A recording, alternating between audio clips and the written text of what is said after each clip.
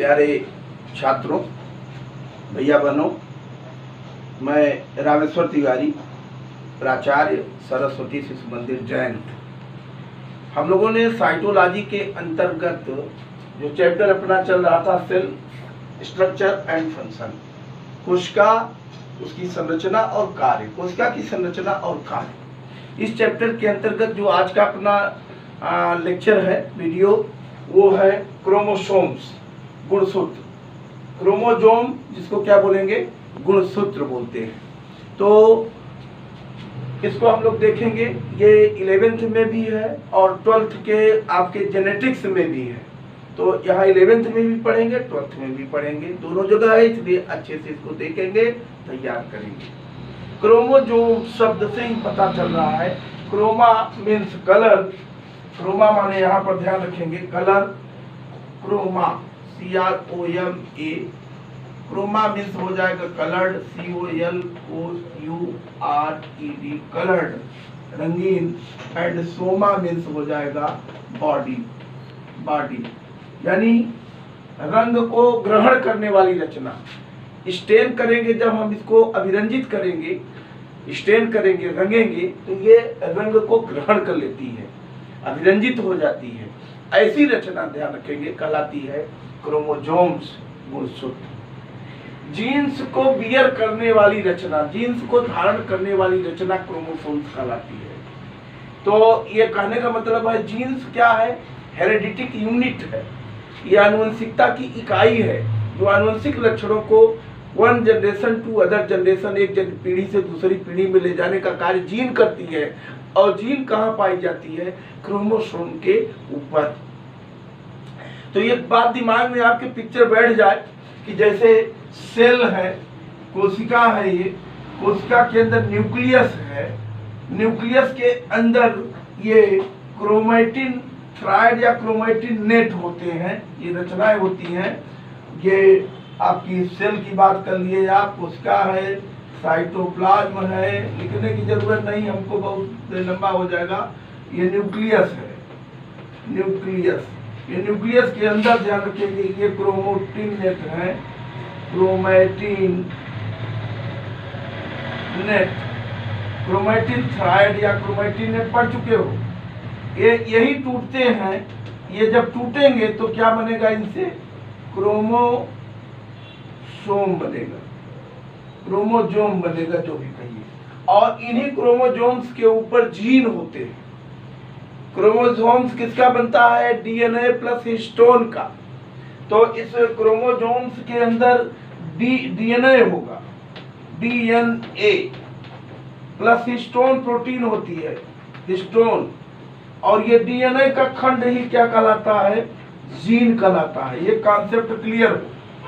कोशिका हुई, कोशिका के अंदर केंद्रक हुआ, केंद्रक के अंदर ये क्रोमैटिन नेट जो टूट करके क्रोमोसोम्स बनाएंगे जब टूटेंगे।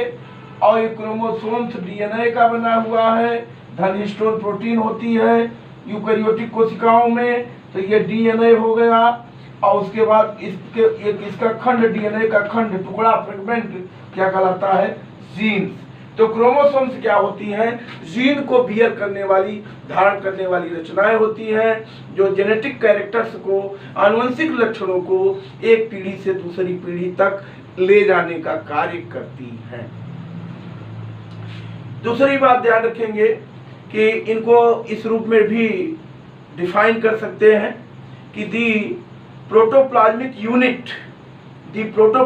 Unit carrying genes which multiplies by cell division regularly and maintain their individually, कह लीजिए, morphology and physiology are called as chromosomes। यानी ये कह लीजिए कि एक प्रोटोप्लाज्मिक यूनिट है, यानी जीव द्रव्य इकाई है जो क्या करती है, कैरिंग जीन्स, जीन्स को ले जाती है, मल्टीप्लिकेशन कराकर सेल डिवीजन के समय कंटिन्यूअसली कह लीजिए। और ये जो कि सेल्स को डिवीजन में हेल्प करेगी, तभी तो सेल डिवीजन होता है। और मॉर्फोलॉजिकली और फिजियोलॉजिकली वो सेम रहेंगे। तो इस तरीके से ये रचनाएं क्रोमोसोम्स होती हैं जो हेरिडेटिक यूनिट के रूप में है और वांशिक लक्षणों को पीढ़ी दर पीढ़ी ले जाती है। क्रोमोसोम्स के बारे में ध्यान रखेंगे। सबसे पहले स्ट्रासबर्गर साइंटिस्ट है, स्ट्रासबर्गर, BURGER बर्गर। इसने 1875 में 1875 इसने क्रोमोसोम्स को सबसे पहले ऑब्जर्व किया, सबसे पहले इसने देखा क्रोमोसोम्स को। इसके बाद दूसरे आए W वाल्डेयर, ये 1988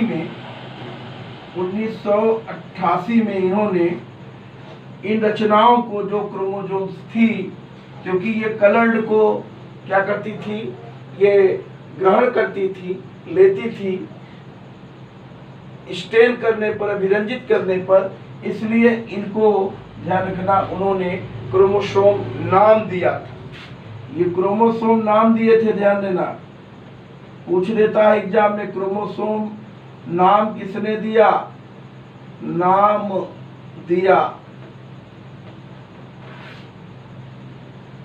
तो ये काफी इंपॉर्टेंट बातें दोनों ही है, दोनों को ध्यान रखना। क्रोमोसोम्स जब अभिरंजित करते हैं, स्टेन करते हैं, काहे से करते हैं, हेमेटैक्सिलिन से करते हैं, एस्टोकार्मीन से करते हैं, फ्यूलजेन से करते हैं, कार्मीन से करते हैं। ये स्टेन मैंने बताया जिनके द्वारा क्रोमोसोम्स को क्या करते हैं, स्टेन करते हैं, अभिरंजित करते हैं। स्टेन करना माने अभिरंजित करना, रंगना। तो ये फ्यूलजेन हो, हेमेटैक्सिलिन हो और इसके अलावा एस्टोकार्मीन या कार्मीन जो भी है, इनसे जब स्टेन करते हैं तो ये पिगमेंट है, जब अभिरंजित किया जाता है तो क्रोमोसोम्स का कुछ भाग कह लीजिए बड़ा गहरा रंग लेता है, काफी गहरे रंग से डार्क कलर में आता है। वो भाग उसका जो होता है वो कहलाता है हेटेरोक्रोमैटिन पार्ट, हेटेरोक्रोमैटिन, ध्यान देना। और जो भाग हल्का कलर लेता है वो यूक्रोमैटिन कहलाता है। हेटेरोक्रोमैटिन जो होता है वो कैसा रहता है, इनर्ट पार्ट ऑफ क्रोमोसोम, उसका निष्क्रिय भाग होता है, क्योंकि यहाँ के जो डीएनए होते हैं उनमें ट्रांसक्रिप्शन नहीं होता। ट्रांसक्रिप्शन का मतलब डीएनए से आरएनए के बनने की क्रिया ट्रांसक्रिप्शन कहलाती है। तो यहाँ ट्रांसक्रिप्शन क्रिया नहीं होती, ध्यान देना। डीएनए से किसका बनना, एमआरएनए या आरएनए का बनना, आरएनए का ये बनना, ये कहलाता है, ये प्रोसेस कहलाती है ट्रांसक्रिप्शन, ट्रांसक्रिप्शन बोलते हैं उसको। और एमआरएनए से आगे प्रोटीन का बनना ट्रांसलेशन कहलाएगा। आगे हम लोग प्रोटीन सिंथेसिस में पढ़ेंगे, बट ध्यान रखना कि जो हेटेरोक्रोमैटिन पार्ट होता है वो इनर्ट होता है, उसमें डीएनए से आरएनए का निर्माण नहीं होता है। और जो यूक्रोमैटिन पार्ट होता है वो एक्टिव पार्ट होता है, वहां पर ध्यान रखेंगे कह लीजिए कि डीएनए से आरएनए का निर्माण होता है। और ये स्टेन हल्का लेता है, हल्के रंग का स्टेन कह लीजिए ग्रहण करता है। कभी कभी हेटेरोक्रोमैटिन यूक्रोमैटिन में डिफरेंस देता है, इसलिए ध्यान में रहना चाहिए। ये साइंटिस्ट थे जिन्होंने क्रोमोसोम्स के शब्द दिया, क्रोमोसोम्स के बारे में जानकारी दी। ये सारी बातें काफी महत्वपूर्ण है। क्रोमोसोम सबसे अच्छे से अगर देखना है आपको, मेटाफेज अवस्था में स्पष्ट दिखाई देता है। किस अवस्था में, मेटाफेज, सेल डिवीजन की मेटाफेज अवस्था जो होती है उसमें क्रोमोसोम सबसे बड़े आकार में और सबसे स्पष्ट दिखाई देते हैं। दूसरी बात यहाँ पर महत्वपूर्ण है, ध्यान रखेंगे कि क्रोमोसोम सब देखेंगे हम लोग इनकी सेप साइज के बारे में कि किस तरीके की इनकी संरचना है, किस प्रकार से क्रोमोसोम्स हैं। तो यहाँ पर बहुत ही महत्वपूर्ण बात ध्यान रखेंगे, क्रोमोसोम्स अगर देखा जाए तो ये 0.25 माइक्रोन से 0.25 माइक्रोन से ये 30 माइक्रोन 30 माइक्रोन तक लंबे होते हैं। ये लंबाई की बात, इनके लेंथ की बात है, ये लंबाई इनकी क्रोमोसोम की होती है। और 0.2 से 3 माइक्रोन, 0.2 माइक्रोन टू 2 माइक्रोन, ये इनकी डायमीटर यानी व्यास होता है क्रोमोसोम का, व्यास। तो ये दिमाग में आपको रखना है। और आपको ये बहुत ही महत्वपूर्ण बात बताने जा रहे हैं, ध्यान रखना, पूछता है बहुत ज़्यादा एग्जाम में, इसलिए किताबों में मिलना मुश्किल होगा, नोट करके ही रहेंगे आप। स्मॉलेस्ट जो है क्रोमोसोम्स की बात करें तो फंजाई में होते हैं 0.25 माइक्रोन, स्मॉलेस्ट क्रोमोसोम की बात।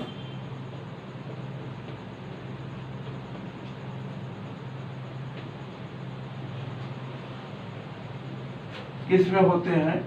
फंजाई या फिर यूएनजीआई, फंजाई माने कवक, फंगी जो भी कहिए, इसमें होते हैं। और यहाँ पर म्यूकर म्यूसिडो में होता है। यहाँ पर इनकी कह लीजिए कि लेंथ 0.25 माइक्रोन होती है, बहुत छोटा होता है, बहुत माइन्यूट। और ट्रिलियम में 30 माइक्रोन तक लंबा होता है। ट्रिलियम, ट्रिलियम में ध्यान रखना ये 30 माइक्रोन तक ये लंबा होता है, सबसे लंबा ट्रिलियम में है 30 माइक्रोन। वैसे तो chromosome, lamp brush chromosome and polytenic chromosomes, salivary gland chromosomes, ये काफ़ी लंबे होते हैं। ये 2000 से 3000 माइक्रोन तक लंबे होते हैं। नेक्ड आई से, नंगी आंख से भी वो देखे जा सकते हैं। पर यहाँ पर ध्यान में आपको रखना है, ये सामान्य क्रोमोसोम्स की, यूकैरियोटिक क्रोमोसोम्स की हम लोग बात कर रहे हैं। ये यूकैरियोटिक क्रोमोसोम है, ध्यान रखना, यूकैरियोटिक, यूकैरियोटिक क्रोमोसोम की हम लोग बात कर रहे हैं, उसको पढ़ रहे हैं, जियो, जहाँ पर हम लोगों को ध्यान में रखना। तो यहाँ ये महत्वपूर्ण बात है। अब इनके नंबर की अगर हम बात करें, संख्या की बात करें क्रोमोसोम्स के, तो हैप्लोपाइपस ग्रैसिलिस कंपोजिटिव फैमिली का पौधा है। हैप्लोपाइपस ग्रैसिलिस, हैप्लोपाइपस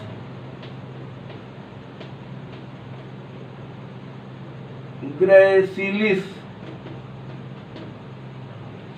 हैप्लोपाइपस में ये पौधा है, ध्यान रखेंगे। ग्रैसिलिस में 2n बराबर 4 क्रोमोसोम, 2n इज इक्वल कितने होते हैं? 4। 2n का मतलब जान रहे हैं, ये 2n और n शब्द लिखे होंगे क्रोमोसोम में, 2n और n।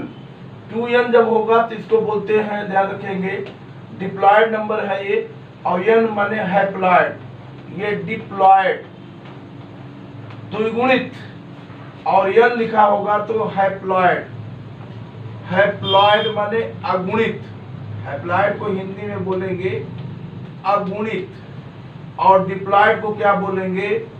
द्विगुणित, द्विगुणित। ध्यान देना, हम लोग कैसे हैं? द्विगुणित हैं, डिप्लॉयड हैं। हम लोगों में क्रोमोसोम की संख्या कितनी है? 2n इक्वल कितनी है? 46। हम लोगों में, मनुष्य में 46 क्रोमोसोम होते हैं। हमारी प्रत्येक कोशिका में 46 क्रोमोसोम है। तो अब ये क्रोमोसोम से 46 है, तो हम कैसे कहलाएंगे? 2n बराबर कितने हैं हमारे में? 46, यानी हम द्विगुणित हैं, डिप्लॉयड हैं। इसी तरीके से ध्यान रखेंगे, इसीलिए तो अर्धसूत्री विभाजन होता है। जब शुक्राणु बनने होंगे, स्पर्म बनने होंगे, गैमिट बनने होंगे, हाफ क्रोमोसोम्स हो जाती है, हाफ जाता है, मियासिस सेल डिवीजन हो जाता है। टेस्टिस की जो सेल्स हैं, वृषण की कोशिकाएं, वहां अर्धसूत्री विभाजन से शुक्राणु बनते हैं, तो 23 क्रोमोसोम जाते हैं। इसी तरीके से फीमेल के जाएंगे 23 क्रोमोसोम, तो इक्वल हो जाएगा फिर 46 क्रोमोसोम जाइगोट में। तो ये आगे सब चीजें आएंगी, हम लोग पढ़ते रहेंगे। यहाँ हैप्लॉयड और डिप्लॉयड का मतलब समझे रहेंगे। क्रोमोसोम्स के हमारे अंदर जैसे 2 सेट हैं, 23 का एक सेट है, 23 का दूसरा सेट है। जब दोनों सेट प्रेजेंट होंगे तो हम डिप्लॉयड हैं, 1 सेट होगा तो क्या है? हैप्लॉयड है। और ढेर सारे प्रश्न ऐसे बनते हैं, जैसे मान लीजिए पूछा किसी आवृतबीजी पौधे में, प्लांट्स में, एंजियोस्पर्मिक प्लांट में, उसकी पत्ती में, लीफ में नंबर ऑफ क्रोमोसोम 24 है, 24 क्रोमोसोम्स हैं। तो उसके पूछ देगा कि पॉलन ग्रेन्स में, परागकण में कितने क्रोमोसोम्स होंगे। तो पॉलन ग्रेन्स बनेगा तो अर्धसूत्री विभाजन से बनेगा परागकण, तो वहां पर उज्जनन भाग है, चूंकि वहां सूत्री विभाजन होगा तो उसमें नंबर ऑफ क्रोमोसोम 12 हो जाएंगे, हाफ हो जाएगा। ऐसे बहुत ढेर सारे क्वेश्चन बनेंगे, इसलिए इनको दिमाग में अभी रखना है। अब यहाँ पर हैप्लोपाइपस ग्रैसिलिस में 2n बराबर कितने क्रोमोसोम्स होंगे? 4 क्रोमोसोम्स होते हैं, ध्यान रखना। ये प्लांट है हैप्लोपाइपस ग्रैसिलिस, ये कंपोजिटिव फैमिली का एक प्लांट है, उसमें ऐसा होता है। और ऑफियोग्लासम एक फर्न है, ऑफियोग्लासम, ये बहुत परीक्षा में आता है, और OPHI OPHOGLASSUM ऑफियोग्लासम, इसमें 2n इक्वल हो जाता है 1262 क्रोमोसोम, बहुत अधिक क्रोमोसोम्स है। और यही नहीं, एक लार्वा है ऑलकैंथा, ये एक प्रोटोजून लार्वा उसका है, कह लीजिए प्रोटोजून है, ऑलकैंथा CANTHA, इसमें 2n equal number of chromosome 1600 तक होते हैं। सबसे ज्यादा क्रोमोसोम की संख्या ऑलकैंथा में है। 2n बराबर कितने होते हैं? 1600 क्रोमोसोम होते हैं। मटर में 2n बराबर 14 क्रोमोसोम होते हैं। और इसी तरीके से मक्का में 2n बराबर 10 क्रोमोसोम होते हैं। गेहूं में, व्हीट में 6n इक्वल हेक्साप्लॉइड है गेहूं, उसमें 42 क्रोमोसोम्स होते हैं। ये क्रोमोसोम्स की संख्या अलग अलग जीवों में कह लीजिए अलग अलग होती है। एक बीजपत्री यूनी कह लीजिए मोनोकाटिलिडन्स, एक बीजपत्री में क्रोमोसोम्स आकार में बड़े होते हैं, और डाइकाटिलिडन्स में, द्विबीजपत्री में क्रोमोसोम्स आकार में छोटे होते हैं। दिमाग में रखना, ये काफी महत्वपूर्ण बातें हैं। हम लोग स्मेयरिंग करते हैं, जब प्रैक्टिकल करेंगे, आप स्लाइड बनाएंगे सेल डिवीजन के अध्ययन के लिए, क्रोमोसोम देखने के लिए स्मेयरिंग करेंगे, तो वहां पर प्याज की फ्लावर बड को लेते हैं, या समसूत्री विभाजन के लिए प्याज की रूट लेते हैं, क्योंकि प्याज क्या है? मोनोकाटिलिडन है। मोनोकाटिलिडन्स में क्रोमोसोम्स क्या होते हैं? साइज में बड़े होते हैं। ये काफी महत्वपूर्ण बातें आपको दी जा रही हैं, इनको आपको ध्यान में रखना है। अब हम लोग बात करेंगे क्रोमोसोम्स के स्ट्रक्चर की। इनसे बहुत ढेर सारे क्वेश्चन जितने बताए गए, नीट में, नर्सिंग में, MP UP बोर्ड्स में, किसी में भी, NCERT में बहुत ढेर सारे प्रश्न पूछे जाते हैं। इन सारे प्रश्नों के यहाँ पर एक साथ आंसर हैं, आपको जानकारी पूरा दी गई है। बहुत गहराई से इसको पढ़ने का प्रयास करेंगे, समझेंगे। अब देखिए स्ट्रक्चर की बात करते हैं, संरचना। स्ट्रक्चर,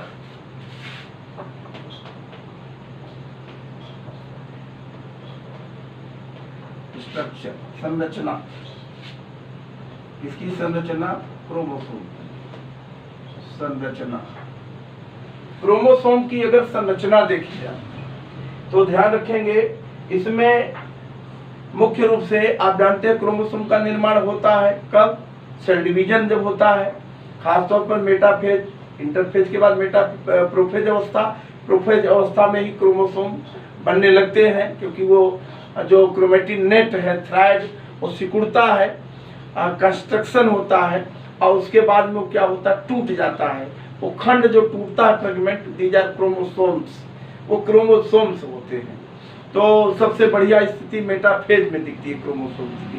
क्रोमोसोम्स को अगर देखेंगे संरचना को, तो उसमें कौन कौन से भाग हैं? First pellicle, PELLICLE, pellicle, pellicle, matrix, MATRIX, chromatid, chromatid या क्रोमैटिड को बोलते हैं, ध्यान रखेंगे, अथवा इसको कह सकते हैं क्रोमोनिमेटा,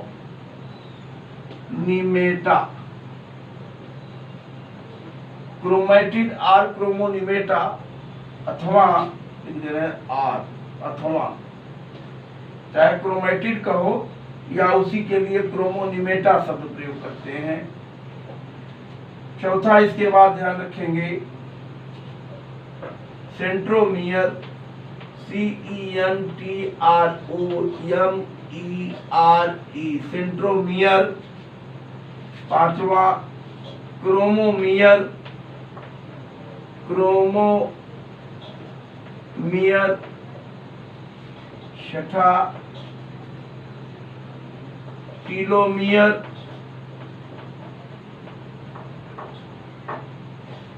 सातवां सैटेलाइट, सैटेलाइट। ये क्रोमोसोम्स में भाग हैं जिनको आपको ध्यान रखना है। Pellicle, matrix, chromatid or chromonemata, chromatid or chromonemata, centromere, chromomere, telomere, satellite, ये रचनाएं होती हैं। अब इनको हम मिटाएंगे क्योंकि अब डायग्राम बनाएंगे, बताएंगे कौन चीज कहाँ है। क्रोमोसोम्स ध्यान रखेंगे, बनने के बाद देखेंगे तो एक सिलेंड्रिकल, लॉन्ग, लंबा सिलेंड्रिकल संरचना के रूप में दिखाई देगा जब ये बनेगा, टूटेगा तो इस तरीके की रचना कर सकते हैं जनरली बनाने के लिए संरचनात्मक रूप से। जैसे एक ये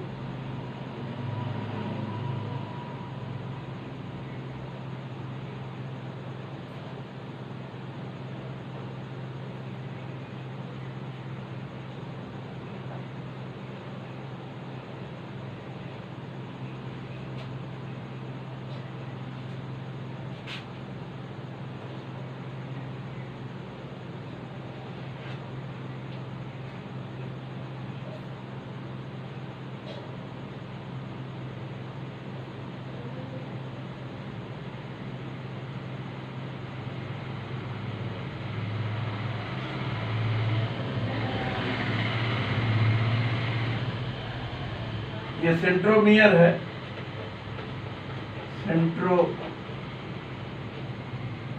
सेंट्रोमियर जहां पर दोनों क्रोमेटिड जुड़े होंगे, और ये क्रोमेटिड है। क्रोमोनिमेटा, क्रोमो चाहे निमेटा कह लो चाहे क्रोमेटिड कह लो, प्रत्येक क्रोमोसोम दो क्रोमेटिड से मिलकर बनता है, ध्यान रखना। और ये क्रोमेटिड जहां जुड़ते हैं उस स्थान को बोलते हैं सेंट्रोमियर। ये दिमाग में बैठ जाए, प्रत्येक क्रोमोसोम दो क्रोमेटिड से मिलकर बना होता है, टू क्रोमेटिड्स होंगे, और ये जहां क्रोमेटिड्स जुड़ते हैं एक दूसरे से वो स्थान कहलाता है सेंट्रोमियर। इसको दिमाग में रखना। अब एक क्रोमोसोम की वैसी संरचना अगर देखेंगे, ये बेलनाकार सिलेंड्रिकल स्ट्रक्चर के रूप में, जो अभी संरचना जितने भाग हम बात कर रहे थे हम लोग, ये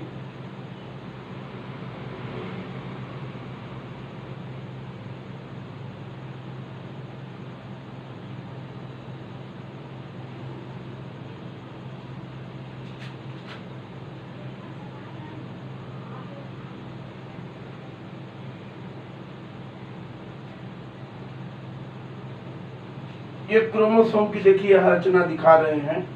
ये सबसे बाहर जो झिल्ली होगी ये कहलाती है पेलिकिल, PELLICL, पेलिकिल।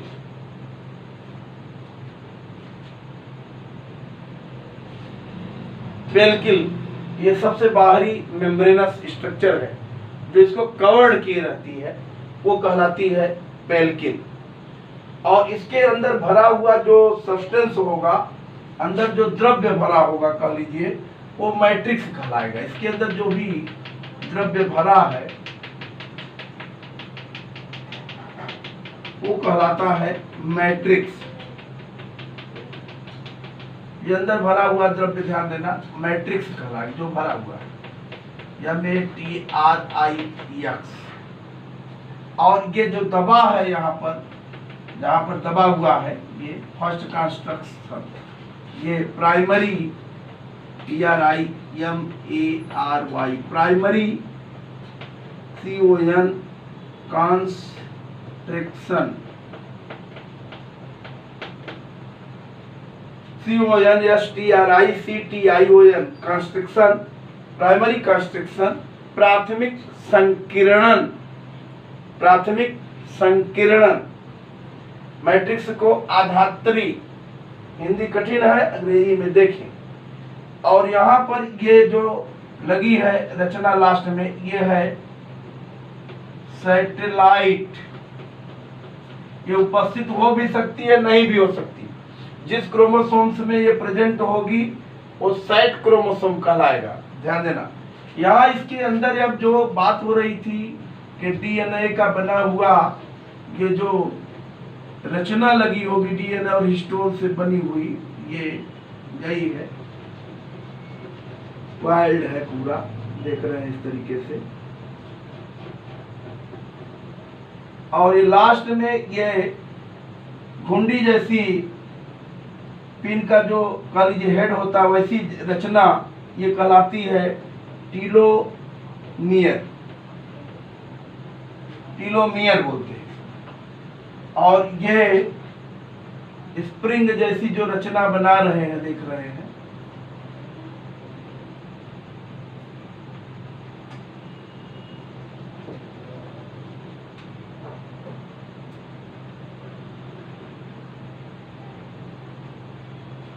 ये कहलाती हैं रचनाएं क्रोमैटिड, क्रोमैटिड। इसी को क्रोमोनिमेटा बोलेंगे, पूर्व में लिखा गया था, ये क्रोमोनिमेटा लिखे हैं। चाहे ये इसको आप क्रोमैटिड के नाम से जाने, कोई दिक्कत नहीं। क्रोमैटिड और क्रोमोनिमेटा जो भी कहना हो कह लीजिए, लगी। और यहाँ पर जहाँ दोनों क्रोमैटिड जुड़े होंगे, पहले ही बताए हैं, ये जुड़ा है, ये रचना कहलाएगी सेंट्रोमियर, सेंट्रोमियर। सेंट्रोमियर कैसे डिफाइन करेंगे? क्रोमोसोम्स का वो पार्ट है जहां पर, ध्यान रखेंगे, दो क्रोमैटिड आपस में जुड़ते हैं, क्रोमैटिड्स जहां जुड़ते हैं वो कहलाता है सेंट्रोमियर। इसको याद रखना, महत्वपूर्ण बात। ये प्राइमरी कंस्ट्रक्शन, यहाँ पर ये दूसरी जगह कंस्ट्रक्शन हुआ secondary, secondary constriction, secondary constriction.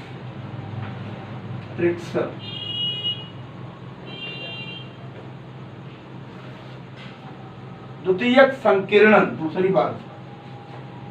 तो इस तरीके से एक क्रोमोसोम्स की संरचना आपको दिख रही है कि पेल्किल का आवरण है, उसके अंदर भरा हुआ जो सब्सटेंस है आधात्री मैट्रिक्स कहलाता है, ये बना रहेगा ये। और प्रत्येक क्रोमोसोम दो क्रोमैटिड से मिलकर बना होता है, ये डीएनए से बनी रचनाएं हैं, ये क्रोमैटिड हैं। ये दोनों जिस स्थान पर जुड़ी होती हैं वो सेंट्रोमियर कहलाता है। और जहाँ क्रोमोसोम में दबाव दिख रहे संकीर्णन होता है, प्राइमरी सेकेंडरी कंस्ट्रक्शन कहलाता है। और क्रोमोसोम में लास्ट में कुछ घुंडी जैसी कह लीजिए इस तरीके से रचनाएं लगी होती, छोटी सी आर्म भुजा के रूप में, ये सैटेलाइट कहलाती हैं। और क्रोमैटिड का अंतिम बिंदु जो है कह लीजिए ना, क्रोमैटिड जो गया है इसका अंतिम पॉइंट वो पिन की हेड जैसा, घुंडी जैसा उभरा, वो कहलाता है टीलोमियर। अब देखिए इसके बाद में इसी में अगर, अब ये मैं मिटा रहा इधर वाला, तो फिर डायग्राम बनाते रहना, मिटाते रहना, यहाँ चलता रहेगा। अगर इन क्रोमैटिड को हम बाहर करें, निकालें, तो ये इस तरीके की कुछ रचना आपको मिलेगी, ध्यान रखें। ये ऐसा चलेगा, जैसे यहाँ से स्टार्ट कर रहे हैं, ये जा रहा है,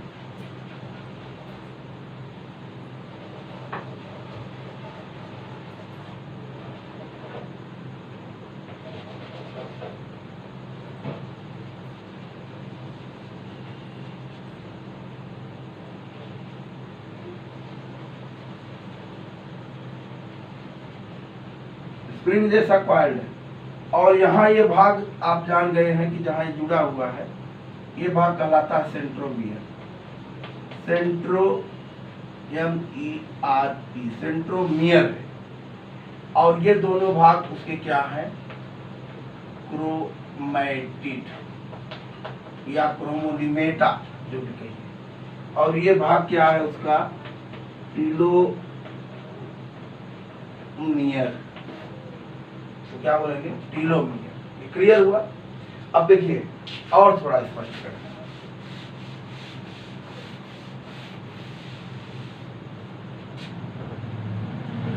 ये अगर इनको खींचे आप, स्ट्रेट कर दे, सीधा कर दे, खींच कर स्प्रिंग जो लगे, ये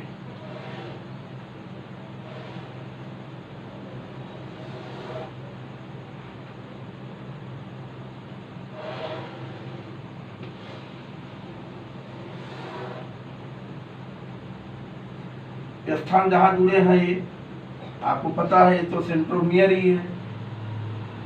ये दोनों क्रोमैटिड ही हैं, क्रोमैटिड ही है। इनके ऊपर ध्यान रखना, इनके ऊपर दाने जैसी, जैसे मोती में कह लीजिए माला में मोती गुथा रहता है, देखिए होंगे इस तरीके से, ऐसे रचनाएं पाई जाती। अगर इसका अल्ट्रा स्ट्रक्चर, इसको इलेक्ट्रॉन माइक्रोस्कोप से जब देखेंगे, काफी इसकी बहुत ही माइन्यूट रचना है ये। ऐसे उसमें क्रोमैटिड के ऊपर दाने जैसी रचनाएं दिखाई देती है, जैसे माले में मोती गुथी होती है। इस रचना को बोलते हैं, क्या बोलते हैं? क्रोमोमियर। क्रोमोमियर बड़ा टफ होता जा रहा होगा, अंदर घुसते जा रहे। Chromomere,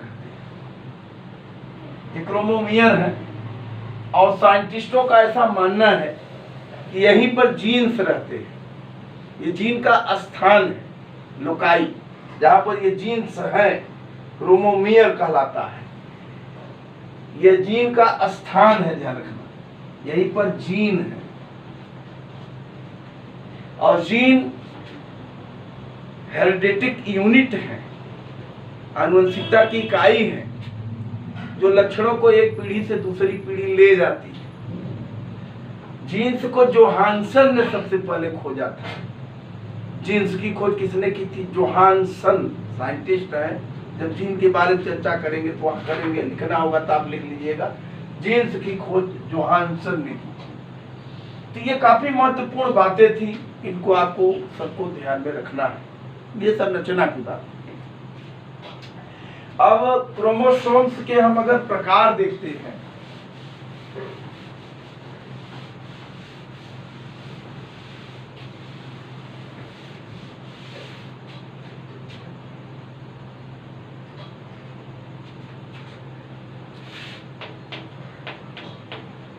type of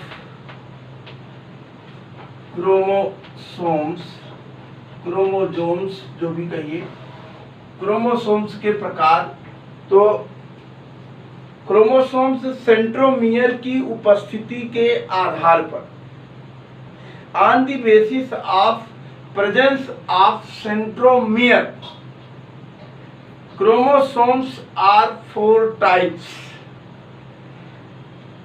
chromosomes classified 4 types. इनको 4 भागों में बांटा गया है, वर्गीकृत किया गया है क्रोमोसोम्स को सेंट्रोमियर की पोजीशन के आधार पर। सेंट्रोमियर कहाँ है? सेंट्रोमियर जान गए, वो स्थान जहां पर दोनों क्रोमैटिड जुड़ते। इस आधार पर क्रोमोसोम्स 4 प्रकार के होते हैं। पहला है टीलोसेंट्रिक, टीलोसेंट्रिक। दूसरा है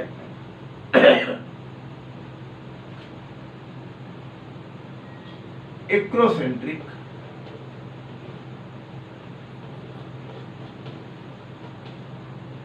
तीसरा है सब मेटासेंट्रिक,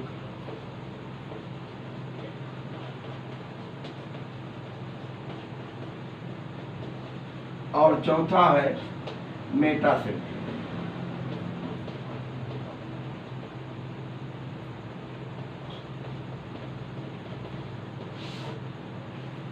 टीलोसेंट्रिक, एक्रोसेंट्रिक, सब मेटासेंट्रिक और मेटासेंट्रिक। टीलोसेंट्रिक ऐसा क्रोमोसोम से ध्यान रखेंगे जिसमें ये सेंट्रोमियर है, पोजीशन देखिएगा, ये सेंट्रोमियर है, एक ही इसमें भुजा होगी, वन आर्म्स होगी, क्रोमैटिड ये लगी है, ये आर्म उसकी क्रोमैटिड की हो गई, ये आर्म, और ये हो गया सेंट्रोमियर। सेंट्रोमियर ऐसा क्रोमोसोम्स कहलाएगा टीलोसेंट्रिक। एक नंबर डालेंगे, वहां नंबर डला हुआ है, ये टीलोसेंट्रिक कहलाएगा। नाम ध्यान दे रहे, ये रॉड शेप्ड दिखाई देता है, छड़ के आकार। और दूसरा है, ध्यान रखेंगे, एक्रोसेंट्रिक, जिसमें ये सेंट्रोमियर की पोजीशन हो गई और ये एक भुजा क्रोमैटिड, दूसरी भुजा बहुत अत्यंत छोटी होती है, वाद अंग्रेजी अक्षर के आई के आकार का दिखाई देगा, ये कहलाएगा, ध्यान रखेंगे, ऐसा। ये आर्म है, बार बार नहीं लिखना है, ये सेंट्रोमियर है, यानी आर्म माने क्रोमैटिड। तो यहां पर ध्यान रखेंगे, ये कहलाता है, इसको बोलेंगे एक्रोसेंट्रिक। तीसरा है सब मेटासेंट्रिक, अंग्रेजी अक्षर के यल के आकार का होता है, ऐसी रचना होगी कि यह सेंट्रोमियर हो गया, एक भुजा इसकी बड़ी होती है और दूसरी भुजा छोटी, एक भुजा इसकी छोटी होगी और दूसरी भुजा क्या होती है, क्रोमैटिड की बड़ी होगी, ऐसी। तो ये अंग्रेजी अक्षर के यल के आकार का दिखाई देता है, कह सकते हैं, और ये कहलाता है सब मेटासेंट्रिक। ये सेंट्रोमियर है, आप जान रहे हो, सेंट्रोमियर, और ये है क्रोमैटिड। क्रोमैटिड, वही क्रोमैटिड माने उसकी आर्म, भुजा। चौथा नंबर देखेंगे, तीसरा था, चौथे नंबर पर आएगा मेटासेंट्रिक, जिसमें दोनों भुजाएं उसकी क्रोमैटिड की बराबर होती हैं और क्रोमोसोम्स अंग्रेजी अक्षर के V के आकार का दिखाई देता है। ये सेंट्रोमियर है, ये इसकी आर्म्स हैं। तो ये चौथा नंबर ये कहलाएगा, ध्यान रखेंगे, क्या, मेटासेंट्रिक। तो इनसे भी प्रश्न पूछता है, यल शेप्ड कौन सा क्रोमोसोम होता है, तो यल शेप्ड आपको दिमाग में आना चाहिए, कौन है, सब मेटासेंट्रिक। वी शेप्ड मेटासेंट्रिक, आई शेप्ड, रॉड शेप्ड, ऐसे पूछा जाता है, इनको आपको ध्यान में रखना है। वैसे फंक्शन के आधार पर अगर देखा जाए तो क्रोमोसोम्स दो प्रकार के, मनुष्य में खास तौर पर इस बात को ध्यान में देकर मैं बता रहा हूं, मनुष्य का उदाहरण लेते हुए, कि एक होता है autosomes,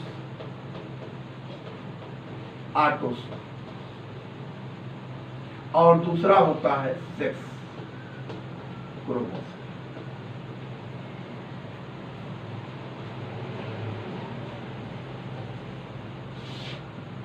autosomes and sex chromosomes. देखिए, जैसे हम लोग अपना उदाहरण ले लें, मनुष्य का उदाहरण ले लें, वैसे ऑटोसोम्स जो होते हैं ये मेटाबॉलिक प्रोसेस जो शरीर के अंदर उपापचय क्रियाएं हैं उनसे रिलेटेड होते हैं, और सेक्स क्रोमोसोम्स जो होते हैं ये सेक्स डिटर्मिनेशन, लिंग निर्धारण, पैदा होने वाली संतति क्या होगी, पुत्र या पुत्री, इसका अभिनिर्धारण करते हैं। तो यहाँ पर ऑटोसोम्स जो होते हैं, अगर मनुष्य की बात करें तो ये ऑटोसोम 22 पेयर होते हैं, 22 जोड़ी होते हैं। इसमें ह्यूमन की बात मैं कर रहा हूं, ह्यूमन, मनुष्य 22 जोड़ी, चाहे मेल हो चाहे फीमेल, दोनों में इक्वल होते हैं, सेम होते हैं। क्रोमोसोम 22 पेयर होते हैं, 42 यानी कुल मिलाकर 44 हो जाएंगे अगर हैप्लॉइड नंबर कहेंगे। 2n बराबर 22। और सेक्स क्रोमोसोम्स जो होते हैं 1 पेयर होते हैं। कितने होते हैं? 1 पेयर होते हैं। और ये भी मेल में, मेल के लिए ऐसा सिंबल प्रयोग करते हैं, फीमेल के लिए इस तरीके से। याद रखें, जब बॉटनी पढ़ेंगे तो वहां पर आएगा मेल फ्लावर फीमेल फ्लावर, तो संकेत रहेंगे। अभी ध्यान रखें, मेल के लिए ऐसा, फीमेल के लिए ऐसा। तो मेल में यक्स वाई और फीमेल में यक्स यक्स ये होते हैं। तो यानी अगर मेल की बात करें तो और फीमेल की बात करें क्रोमोसोम की, तो इस तरीके से होंगे। इसमें मेल में 44 प्लस यक्स वाई और फीमेल में बात करेंगे तो 44 प्लस यक्स यक्स, 44 2 46, 44 2 46, यानी वही 23 पेयर 46 क्रोमोसोम्स मनुष्य में होते हैं। तो इस तरीके से कंडीशन यहाँ पर दिमाग में आपके फिक्स रखनी चाहिए। टॉपिक काफी लंबा होता जा रहा है, हमको लग रहा है वीडियो बड़ी हो जाएगी, इसलिए यहाँ पर थोड़ा और चर्चा करके हम बंद करेंगे। क्रोमोसोम्स के कार्य देखें, फंक्शन, यही पर थोड़ा चर्चा कर ले। तो क्रोमोसोम्स आप जानते हैं कि जीन्स को धारण करते हैं। जीन आनुवंशिकता की हेरिडिटी की यूनिट है, इकाई है। आनुवंशिक लक्षणों को एक पीढ़ी से दूसरे पीढ़ी तक ले जाने का कार्य करती है। क्रोमोसोम्स देख रहे हैं कि जो मेटाबॉलिक प्रोसेस है, उपापचयी क्रियाएं हैं, उनका भी कंट्रोलिंग करते हैं, उनका भी नियंत्रण करते हैं। क्रोमोसोम्स आप जानते हो कि सेक्स डिटर्मिनेशन करते हैं, लिंग निर्धारण की क्रिया होती है। क्रोमोसोम्स बहुत ही महत्वपूर्ण कह लीजिए संरचना है। अगर एक क्रोमोसोम की संख्या घट या बढ़ जाए तो स्थिति बड़ी खराब हो सकती है। सेक्स क्रोमोसोम अगर एक घट जाए, 2n बराबर आपका हो जाए 45, यानी ऑटोसोम्स पूरे हो 44 plus x, only x 45, 2n is equal कितना हो जाए 45। तो ये कहलाता है टर्नर सिंड्रोम। क्रोमोसोम की संख्या घटने बढ़ने के कारण शरीर के अंदर जो विकृति पैदा होती है, जो डिसऑर्डर होता है, उसको बोलते हैं सिंड्रोम। तो ये लक्षण बदल जाता है, तो ये टर्नर सिंड्रोम कहलाएगा। और ये वही जो कह लीजिए कि छक्का जिसको बोलते हो, सिक्सर, ये फीमेल की तरह दिखाई देगी मॉर्फोलॉजिकली, बट ये स्टेराइल होगी, बंद होगी, संतानोत्पत्ति नहीं होगी। तो कंधा इनका जो है कैसा रहेगा, वेब्ड रहेगा, सीना चौड़ा रहेगा, मेमोरी ग्लैंड कम विकसित होंगी, ये सारे कैरेक्टर डेवलप हो जाते हैं। ऐसे ही मेल में 2n बराबर 47 अगर हो जाए ह्यूमन में, यानी एक सेक्स क्रोमोसोम बढ़ गया 47, यानी 2n is equal 44 plus X Y, 3 हो गए, सेक्स क्रोमोसोम 3 हो गए, 47 हो गया 47। ये क्लाइनेफेल्टर सिंड्रोम कहलाता है। ऐसे ही ऑटोसोम्स में घटना घटती है, कम या ज्यादा होने से वहां पर भी बहुत ढेर सारी विकृति पैदा हो जाती है। Down syndrome, Edward syndrome, Patau syndrome, बहुत ढेर सारे सिंड्रोम पढ़ने के लिए आपको फिर आ जाएंगे। तो क्रोमोसोम की संख्या घटने बढ़ने से भी विकृति पैदा हो जाती है। तो इन चीज़ों को आपको ध्यान में रखना है और ये काफ़ी महत्वपूर्ण टॉपिक है। मैंने पूरा प्रयास किया कि आपको अच्छा से अच्छा दे सकें, मेरे मनोबल को ऊंचा रखें। वीडियो को जरूर लाइक और सब्सक्राइब करें, शेयर करें, जिससे हम आपके लिए और अच्छे से अच्छा वीडियो तैयार कर सकें। धन्यवाद।